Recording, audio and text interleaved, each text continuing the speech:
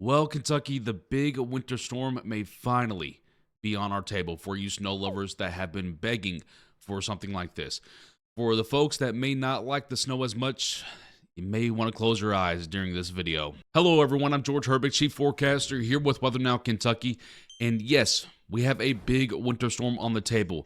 There are still some things that are uncertain, but at this time, we're starting to become more confident in a bigger snowfall occurring within the Kentucky borders. Now, what I'm flashing to you right now is our first kind of confidence map.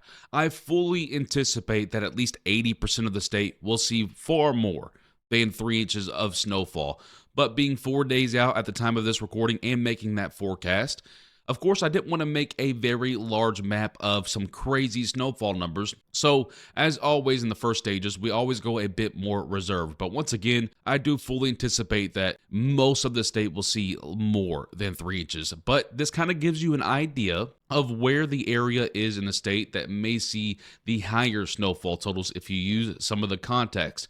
That pink zone, or 75%, or even the purple zone of 50%, are the two areas where some higher snowfall totals on a lot of the data is looking more and more likely. Now, speaking of data, here are some of the models that we are looking at and where some of them may be going wrong and where some of them may be going right. We're going to look at the European model, we're going to look at the European AI model, and we're going to look at the GFS model. These three models are kind of the leading models for the mid-range, so basically from 4 to 10 days out of a storm system. In the very near future, hopefully starting Wednesday evening, we may have a much better idea as some of the shorter range models begin to see the storm system, and we'll be able to test the storm system and really be able to get true data in instead of just kind of educational guesses. So first up here, I want to show you the GFS model. And the reason I'm showing you this first is because I really don't believe it's handling the storm accurately at all.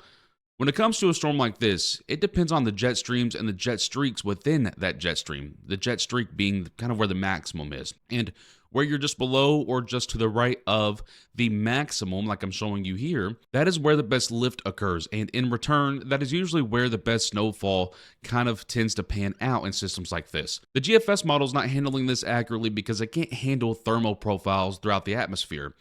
And thermal profiles are super important because where the boundaries begin to change is where the jet maximums usually begin to line up. So handling thermal profiles is super important, and that's why the European model tends to be more accurate in systems like this. So here is the GFS model's idea. Of course, it does have it mainly hitting on a Saturday and Sunday here. And of course, it is much more suppressed. It is much more to the south. It does show some snow for Kentucky, but nothing too crazy, nothing matching what everyone's been talking about. And again, my feeling is that the GFS model can't handle the thermal profiles too well. It's respecting the cold air a little bit too much, and it's not respecting the warm nose enough.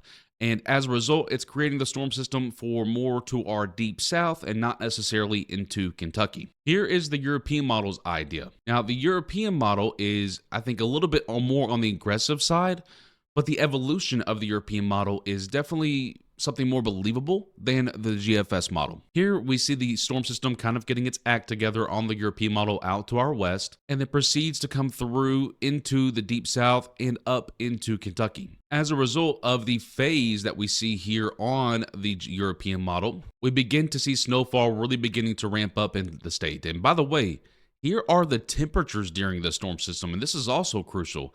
As you can see, most of the temperatures are below 20 degrees, and that's going to increase the snowfall ratio. So this will be a dry snow for most of Kentucky, and it will pile up a lot more efficiently because the snowfall ratio is much higher, and the temperatures are much colder. Now, the European model does have some aggressive snowfall totals like you see here, but it's not off the table. And by the way, it doesn't fully phase the system like we think it will, and that could enhance the snowfall totals a little bit as well. But I want to remind you, these are model runs, not our specific forecasts, so please take them with a grain of salt. Here is the European AI model, and this model does look a lot like its regular European model.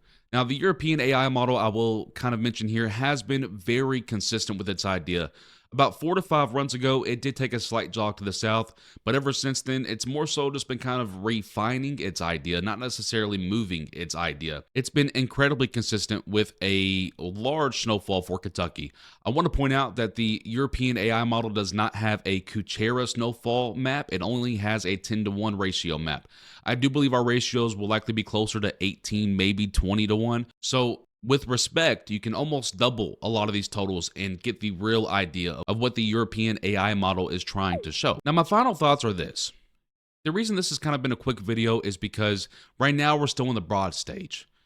I believe that by Wednesday afternoon, Wednesday evening, and especially Thursday morning, we'll be able to get much more specific on what to expect, when to expect, and how much to expect snowfall. Now, there is also a freezing rain scenario with this as well, but the reason I haven't mentioned it too much is because I really doubt with how strong the high pressure is to our north, like you see here is, I really struggle to believe that the low pressure can come far enough north to bring the warm nose in enough north into Kentucky to convert some of the snowfall to freezing rain. Now, we could see very light glazes in the far southern portions of Kentucky before they fully switch to a heavy snowfall. I can't rule that out. And I also can't rule out a big-time freezing rain event, but I really struggle to believe that the low pressure, once again, is going to come far enough north into Kentucky and, of course, bring freezing rain along with it. My idea is this. I think the low pressure looks a lot like the European model's kind of idea there, where it's tracking along into Tennessee, out to the eastern Tennessee border, and then out to the Appalachian line, and then, of course, out toward the East Coast. That, to me, that progression historically lines up with what we usually see with a system like this. And as a result, usually brings a lot of moderate snowfall to heavy snowfall to Kentucky. Another note would be that a lot of the data doesn't really have us coming above freezing until February. So whatever falls here will likely stick around for a while. Something I didn't really show you on this video that I want to show you more in the future is the really frigid air behind this. And when you're throwing in the potential for anywhere between 8 to 16, maybe even 20 inches of snowfall somewhere in or around Kentucky, you're talking about temperatures that may go even beyond what we're seeing on some of the data like I'm showing you here. So you're talking about the snowfall sticking around for likely 5 to 7 days at the minimum. A lot of melting and refreezing may occur in the meantime thanks to the salt and brine that the road crews may use. You're talking about a very messy situation, a very impactful event for Kentucky. And that's why this one's been talked about so much. I will say, kind of reserve your judgment, at least until Wednesday evening, when we start to get more of that better data in. And that's when more of the certain forecasts can start to begin to come out from places like us, the National Weather Service, and beyond. Make sure you're following, subscribe to our channel, whatever it is. You guys know how social media works. Thank you so much for watching this video.